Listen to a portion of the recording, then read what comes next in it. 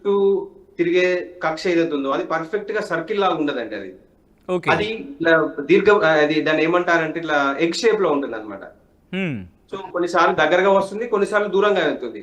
అంటే భూమి నీడ అనేది చేంజ్ అవుతూ ఉంటుంది. ఇప్పుడు మీ ఉదాహరణకి గోడకి మీరు చిన్నప్పుడు మీ బెడ్రూమ్లలో కానీ జనరల్ గా మీరు పిల్లలతో ఆడుకున్నప్పుడు ఆ గోడ పైన చేతి పెట్టి టార్చ్ లైట్ ఫోన్ ఆన్ చేస్తే మీకు ఈ టార్చ్ లైట్ దీని దగ్గరకు వచ్చిన కొద్దీ ఆ నీడ అనేది సైజ్ చేంజ్ అవుతూ ఉంటుంది మీకు. హ్మ్. హ్మ్. చాలా మంది అబ్జర్వ్ చేస్తుంటారు. అంటే మీకు లైట్ సోర్స్ అనేది దూరంగా దగ్గరగా వచ్చినప్పుడు మీ షాడో గోడ పైన పెద్దగా ఉంటుందా చిన్నగా ఉంటుందా అనేది డిసైడ్ చేస్తుంది. హ్మ్. సో ఇప్పుడు జరిగేది అంత ఎందుకు ఉందంటే మనకు సన్ దగ్గరగా ఉంటుంది అనమాట ఇప్పుడు బేసికల్ ఓకే. గా. ఓకే. సారీ సారీ సన్ దూరంగా ఉంటుంది. దూరంగా ఉండడం వల్ల ఆ భూమి షాడో అనేది చాలా పెద్దగా ఉంటుంది. సో ఆ షాడోలో ఎక్కువసేపు ఉండడం వల్ల ఈ గ్రహణం అనేది అన్ని గంటలు అనేది మనకు వస్తుంది అనమాట బేసికల్ గా. అంటే సంపూర్ణంగా దాని హ్మ్. నీడలో మనకు సుమారు 82 నిమిషాలు one of the longest eclipses ఇది హ్మ్. వస్తుంది అనమాట. టోటల్ గా అంటే మనకి ఏంటంటే ఇప్పుడు మీరు ఉదాహరణకు మీరు భూమి వెనక నిలబడి చూడండి సూర్యుడిని. హ్మ్. ఒక ప్లేస్ లో మీకు సూర్యుడు కనబడడు. కొంచెం పైకి వెళ్ళిన కొద్దీ సూర్యుడు కొంచెం కొంచెం కొంచెం కొంచెం హాఫ్ డిస్క్ ఫుల్, దాని తర్వాత ఫుల్ కనబడతాడు. అవును. మీకు అర్థమై ఉంటుంది. అవును. సో అవును. దీన్ని సగం కనబడేదాన్ని పార్షియల్ అంటే పాక్షికంగా, మొత్తం హ్మ్. దాని వెనకాల ఉన్నదాన్ని సంపూర్ణంగా, ఈ సంపూర్ణంగా ఉండేది మనకు 82 నిమిషాలు ఉంటుందన్నమాట ఈ గ్రహణంలో. హ్మ్. యాహ్! యాహ్! రైట్. అంటే ఈ సో బ్లడ్ మూన్ అంటూ ఉంటాం. దాంతో బ్లూ మూన్ అంటూ ఉంటాం. ఏంటి ఇన్ని పేర్లు ఎందుకు? ఎందుకంటే ఒకటే జ్యోతిష్య శాస్త్రం వాళ్ళేమంటారు? లేదు ఒకటే గ్రహణం అంటారు. మాకు వాటితో సంబంధం లేదనేది. But coming back to the subject, ఎందుకు ఇన్ని పేర్లు? అదే చంద్రుడు, అదే సూర్యుడు, అదే భూమి. బట్ ఎందుకని? అంటే కలర్స్ చేంజ్ అవుతుందా దాన్ని బట్టి ఉంటుందంటారా? చాలా మంచి క్వశ్చన్ అండి. హ్మ్. బేసికల్ గా ఏంటంటే చంద్రుడు కలర్స్ చేంజ్ అవ్వడు. సో అవును. బేసికల్ గా ఏంటంటే మనము ఇప్పుడు ఇంతకుముందు చెప్పాను. అంటే మనకు బ్లూ లైట్ ఫిల్టర్ అయిపోయి హ్మ్. మనకు బేసికల్ గా రెడ్ లైట్ పడడం వల్ల, రెడ్ గా మారిపోవడం వల్ల, దాని బ్లడ్ కలర్ గా ఉండడం వల్ల బ్లడ్ మూన్ అని చెప్పేసి పిలుస్తున్నారు. అట్లాగే ఓకే. మనకు హార్వెస్ట్ మూన్ అంటారు, పింక్ మూన్ అంటారు, బ్లూ మూన్ అంటారు. బ్లూ హ్మ్. మూన్ అంటే దానిలో 2 రకాలు ఉంటాయి మళ్ళీ. అంటే once in a blue moon అనేది ఒక సామెత అన్నమాట. అవును. వన్స్ అవును. ఇన్ ఏ బ్లూ మూన్ అంటే ఒకే నెల ఒకే దాంట్లో మనకు 4 పౌర్ణమిలు వస్తే గనుక ఏదో అట్లా అరుదుగా దాన్ని జరిగే ఆ సంఘటనని. విధంగా వర్ణిస్తారు అనమాట. అకేషనల్ గా వస్తుంది కాబట్టి, అంటే ఎప్పుడో రేర్ గా జరగదని, ఎప్పుడో అమావాస్యకు ఒకసారి, పుణ్యానికి ఒకసారి అని చెప్పేసి తెలుగులో కూడా అంటుంటూ ఉన్నాయి కదా అవును. జనరల్ గా. అట్లా అదొక సామెత అనమాట. వన్స్ ఇన్ బ్లూ మూన్ అంటే బ్లూ మూన్ కాదు, కానీ blue moon, pink moon general గా కలర్స్ అంటే అంటే ఇది చెప్పాను. అది ఏంటంటే ఇదంతా ఎఫెక్ట్ ఏంటంటే హ్మ్. ఎర్త్ సన్ లైట్ ఎర్త్ వైపు వెళ్ళేటప్పుడు మనం సన్ లైట్ చంద్రుడి మీద పడుతుంది, చంద్రుని లైట్ భూమి పైకి వస్తుంది. భూమి పైకి వచ్చేటప్పుడు భూమి పైన వాతావరణం ఏదైతే ఉందో హ్మ్. దానిలో ఉన్న మాలిక్యూల్స్, ఆక్సిజన్, డస్ట్, స్మోక్, ఈ వోల్కానోస్ అగ్నిపర్వతాల నుంచి వెలువడిన స్మోక్, ఇలా చాలా రకాలుగా ఉంటాయి మన వాతావరణంలో. హ్మ్. ఆ టైంలో ఆ ప్రదేశంలో మనకు ఎట్లా అది చంద్రుడు ఏ యాంగిల్ లో మన ఆ లైట్ అక్కడ నుంచి వస్తుంది, ఆ వాతావరణంలో ఎలాంటి చేంజెస్ ఉన్నాయన్న దాన్ని బట్టి మనకు ఆ కలర్ అనేది కనబడుతుంది. సింపుల్ గా చెప్పాలంటే మీ దగ్గర ఒక 3 ఫిల్మ్స్ ఉన్నాయండి అనుకోండి. ఇట్లా ఒక హ్మ్. బ్లూ, రెడ్, ఎల్లో, ఏదైతే మీరు ఒక వైట్ సూర్యుని చూస్తే కనుక ఏ ఫిల్మ్ పెడితే ఆ ఫిల్మ్ కనబడుతుంది, కలర్ లో కనబడుతుంది సూర్యుడు. అవును. అవును.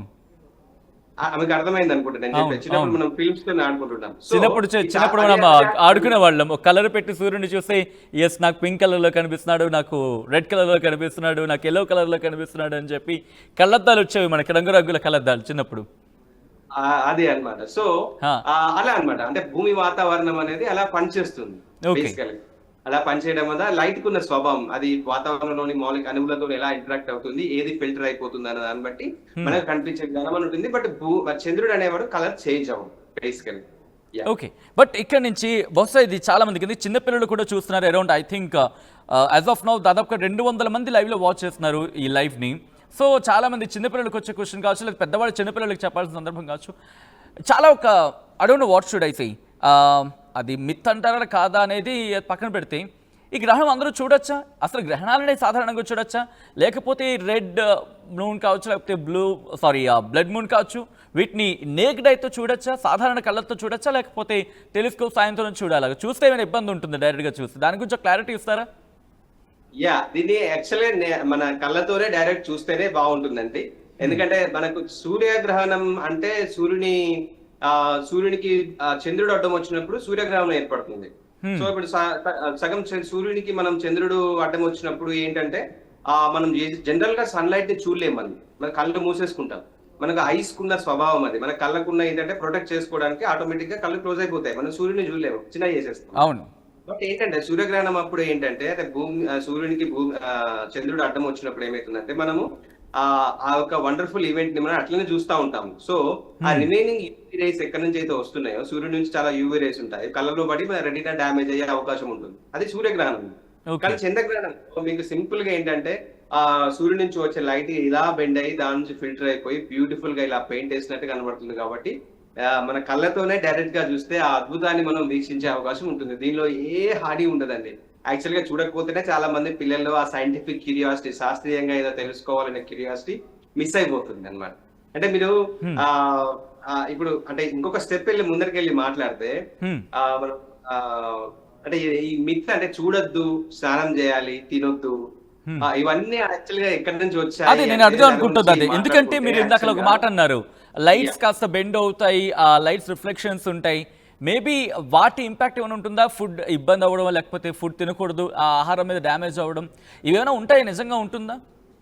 ఏది ఉండదండి. బేసికల్ గా అదే యాక్చువల్ గా మీరు ఇప్పుడు సింపుల్ గా చెప్పాలంటే ఇప్పుడు మన చంద్రగ్రహణము అసలు ఏం జరుగుతుంది అనేది అనమాట. మన ఒక హ్యూమన్ మెంటాలిటీ ఎట్లా ఉంటుందంటే ఏం జరుగుతుంది అని తెలుసుకునే దాని బదులు భయంలో ఎక్కువ బతికేస్తుంటాం మనం బేసికల్ గా.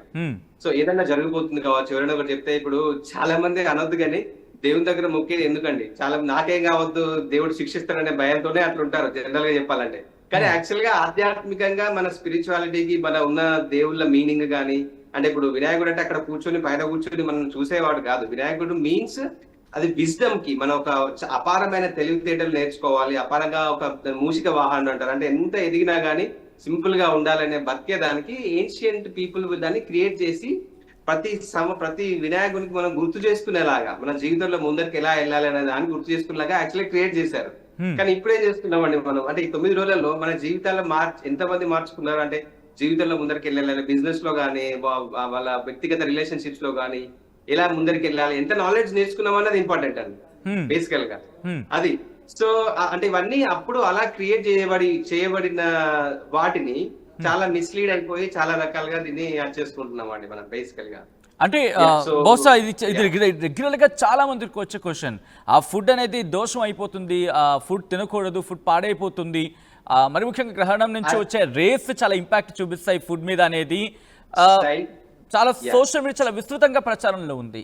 సో ఏముంటుంది సైన్స్ ఏముంటుంది? సైన్స్ పరంగా యాక్చువల్ గా ఏ హాని ఉండదండి బేసికల్ గా.